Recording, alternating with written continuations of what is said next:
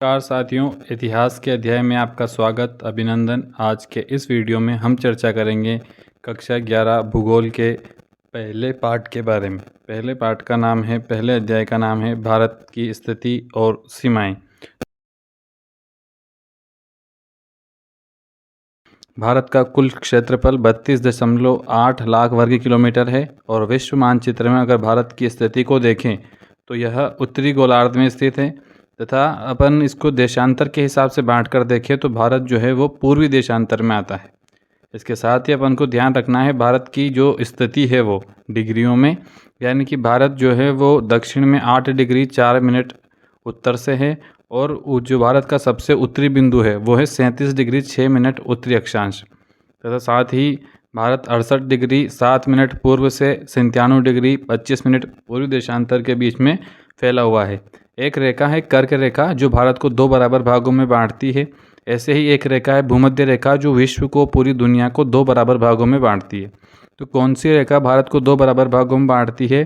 तो वो रेखा हो जाएगी कर्क रेखा। और कौन सी रेखा विश्व को 2 बराबर भागों में बांटती है? तो वो रेखा हो जाएगी भूमध्य रेखा।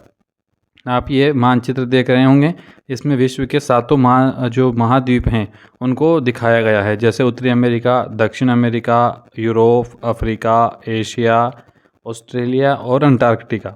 अब भारत का आकार देख लीजिए, भारत में है क्या, भारत की जो भौतिक विशेषताएं हैं उसमें क्या क्या है कि भारत के उत्तर में हिमालय हैं, पर्वत हैं ऊंचे, गंगा, ब्रह्मपुत्र, महानदी, कृष्णा, गोदावरी, कावेरी जैसी बड़ी नदियां भारत में बहती है।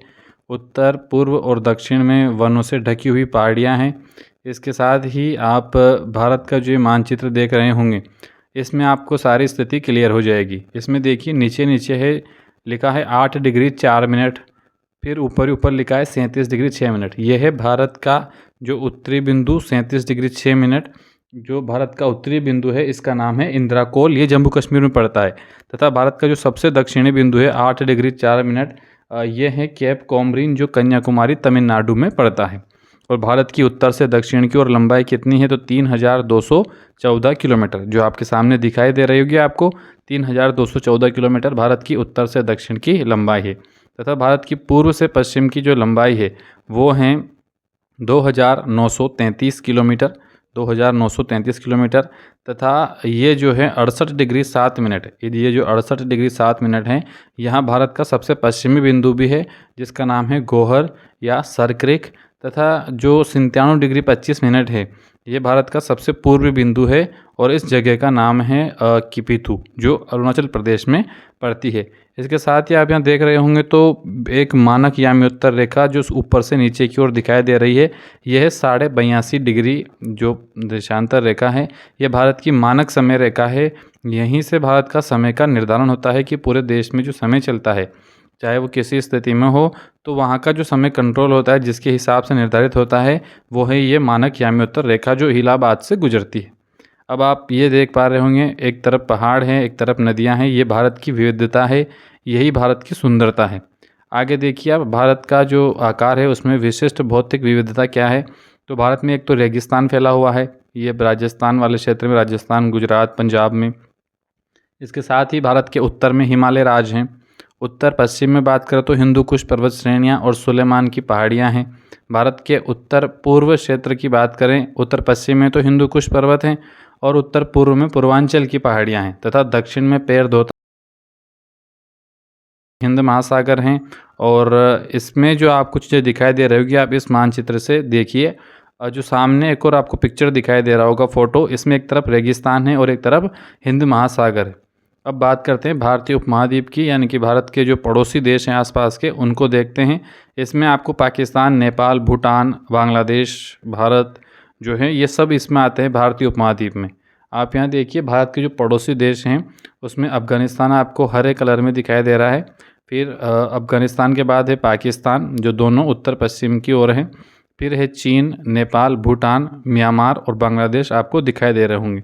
ये भारत के पड़ोसी देश हैं, इनकी स्थितियां आपको ध्यान रखनी है।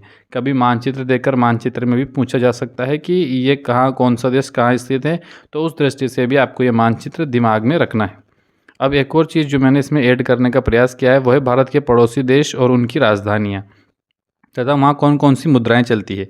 तो आप इस तरह देखिए, पाकिस्तान की राजधानी है इस्लामाबाद, यहाँ पर पाकिस्तानी रुपया चलता है। अफ़गानिस्तान की राजधानी है काबुल, यहाँ पर अफ़गानी चलता है, अफ़गानी को सिक्का रुपया होगा। और म्यांमार की राजधानी है नेपियदा, और वहाँ जो चलती है मुद्रा, उस मुद्रा का नाम है क्वाटा। क्वाटा वहाँ की मुद्रा है। तथा एक और देखिए आप, नेपाल की राजधानी है काठमांडू, और यहाँ पर नेपाली रुपया चलता है। चीन की राजधानी है बीजिंग, और चीन की जो मुद्रा है वो है रेनमीबी कुछ इस प्रकार की मुद्रा है। तथा भूटान की राजधानी है थिम्पू, और भूटान की जो मुद्रा है वो है नगुल्टम भूटान की मुद्रा है। इस क्रम में आगे और देखिए, बांग्लादेश की राजधानी ढाका, और बांग्लादेश में जो मुद्रा चलती है उसका नाम है टका। तथा मालदीव जो द्वीपीय देश है, लक्षद्वीप के पास में है, वहाँ की राजधानी है माले, और वहाँ चलता है मालदीवियन रुपया। आगे श्रीलंका की 2 राजधानियाँ हैं, कोलंबो वहाँ की कार्यकारिक और न्यायिक राजधानी है, तथा श्री जयवर्धनेपुरम कोटे जो हैं ये हैं वहाँ की प्रशासनिक राजधानी, और श्रीलंका में चलता है श्रीलंकन रुपया। तो ये स्थिति आपके क्लियर हुई होगी।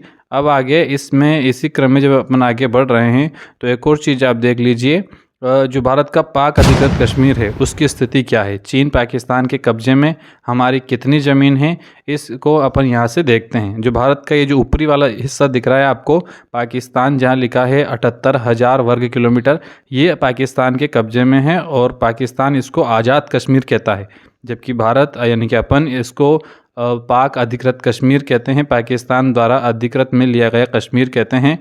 तो ये जो पूरी ज़मीन है, इसमें से 78,000 किलोमीटर जो ये ज़मीन पाकिस्तान के पास है, इसमें से पहले जो मार्च 1963 में पाकिस्तान ने 5,180 किलोमीटर ज़मीन जो है वो चीन को बेच दी है। जो इधर चीन वाली साइड पे आपको दिखाई दे रही होगी, ये वाली ज़मीन जो है पाकिस्तान के पास ही थी पहले, परंतु 5,180 किलोमीटर की ये ज़मीन पाकिस्तान ने चीन को बेच दी है।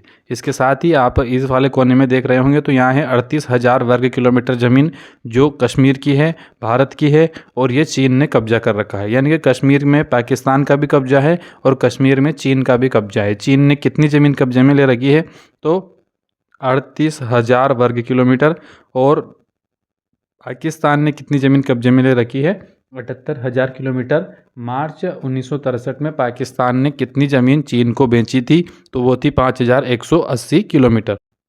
और क्या क्या है इसमें और चीज़ों को आप देखिए, इसमें आपको LOC दिखाई दे रही होगी भारत पाकिस्तान के बीच में, और एक तरफ है LC तथा लद्दाख और कश्मीर है।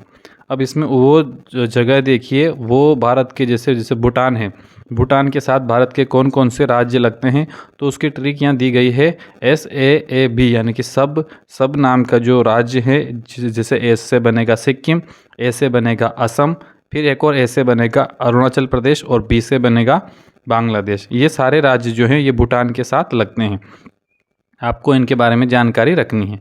आगे बांग्लादेश के साथ कौन कौन से राज्य लगते हैं, तो उसकी एक ट्रिक है, बंगाल और असम के मेघों ने त्रिपुरा में मिज्जो, यानी कि बंगाल और असम के जो मेघ थे उन्होंने त्रिपुरा में क्या पिया, मिज्जो। तो बंगाल से हो जाएगा पश्चिम बंगाल, और असम से हो जाएगा असम, मेघों से हो जाएगा मेघालय, और त्रिपुरा से हो जाएगा त्रिपुरा, और मिजो से हो जाएगा मिजोरम। तो आपको ये ध्यान रखना है कि बांग्लादेश की सीमा के साथ लगने वाले राज्य कौन कौन से हैं, तो उनके लिए ट्रिक है, बंगाल और असम के मेघों ने त्रिपुरा में मिजो पिया।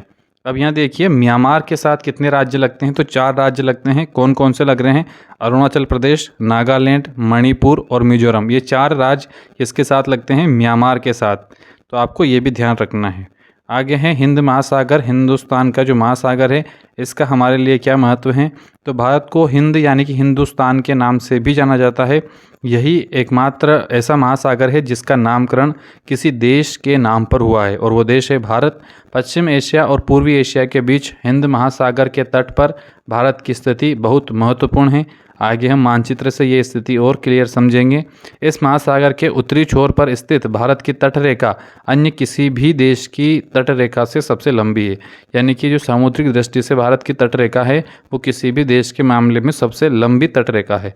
आप ये स्थिति देखिए, जो मानचित्र आपके सामने है, ये जो लाल कलर में दिखाई दे रहा है ये है ईस्ट एशिया एंड पैसिफिक, यानी कि जो पूर्वी एशिया है वो और प्रशांत महासागर वाला क्षेत्र वो हैं हरे कलर में जो है वो साउथ एशिया है, दक्षिण जो एशिया है, और इधर जो है अफ्रीका और मध्य एशिया है।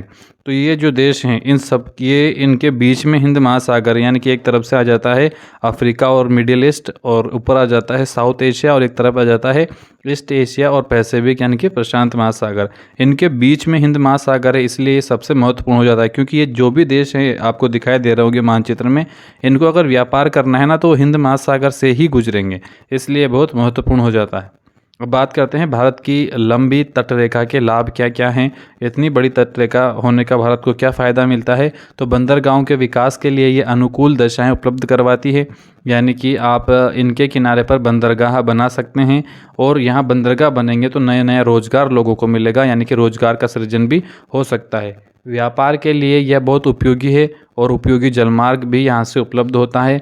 आगे अफ्रीका औद्योगिक दृष्टि से विकसित यूरोप और संपन्न पश्चिमी एशिया को दक्षिण पूर्वी एशियाई देशों जैसे कि चीन, विकसित उद्योग वाले जापान, ऑस्ट्रेलिया और संयुक्त राष्ट्र अमेरिका के पश्चिम तटों को जोड़ने वाले पार महासागरीय जल मार्ग पर भारत से होकर ये जो गुजरते हैं, इन सब के लिए ये बहुत ही महत्वपूर्ण हो जाती है।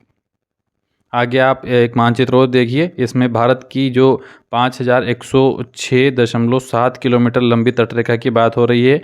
जो अपने NCERT किताब है उसमें है 5200 वर्ग किलोमीटर, तो अपन को वो ध्यान रखनी है।